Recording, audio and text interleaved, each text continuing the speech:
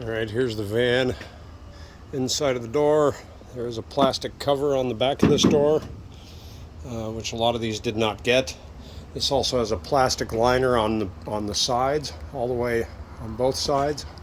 As you can see, most of these vans did not get that either. They built this wall. I'm going to remove that wall. I'm curious about these. See, there's no bolt on the outside, so I'll be curious to see what those are actually bolting into. There might be a cross beam. I'll have to look at other pictures, but yeah, that wall's going away. There used to be a jack here that no longer exists, and there is a panel here. See, no windows though. Tires are really good. Lots and lots of tread on there all the way around, and I see no proof that there's any dry rot or anything. They're only like 2 years old, so that's good.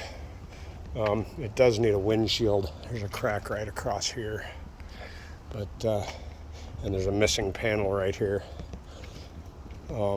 This outside door handle is not operating, but you can reach in and do this one pretty easy. This might actually, the child lock might have been on, but I'm not worrying about that right now.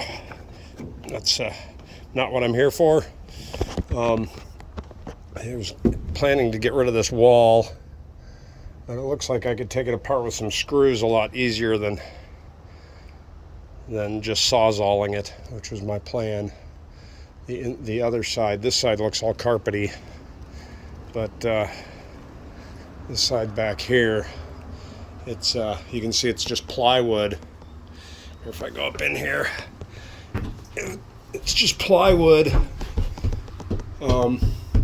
painted gray, and then they filled in the outer edge with like Great Stuff foam.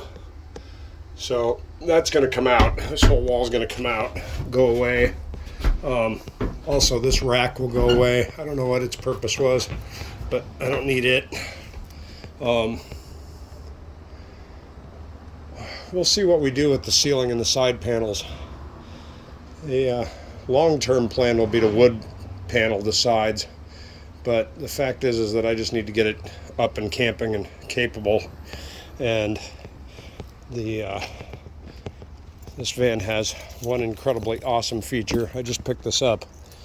So this part of the dashboard is really chewed. I'll end up having to buy a whole new dashboard. The previous owner who I got it from, he, instead of just finding another bezel for the dashboard, he spent like 2 days re-gluing this junky thing back together again, and it's still missing pieces. It's barely on there. This thing costs like $15, so I'm just going to get a cover, white gray cloth cover that'll go over the whole thing, and then I can just cover it up, and I'll just buy another bezel. I might even be able to get a wood grain bezel out of a conversion van. This is a 2003 or 2002, and it has 214,000 miles on it, which is pretty low for a 2002. It is filthy, but I'm going to show you the nifty thing is, look at that right there. See it? You see it? You'll hear it here in just a second. Here we go. Listen to that. Yeah. This is a 6.2 liter turbo diesel, or 6.5 liter turbo diesel, and it runs awesome. But the computer that controls the fuel pump, when it gets too hot, it goes into super acceleration mode, tries to floor it on you, and so we got to fix that. I can't even smog it until we figure that part out. So the question will be is, this is the ECU or ECM that the guy told me was wrong with it. Everybody on the internet says that would not be the problem. if the thing runs, it's probably not this. If it runs out of control, it's probably a thing called the PCM, the pump control module. And the pump control module is right on top of the engine where it gets too hot.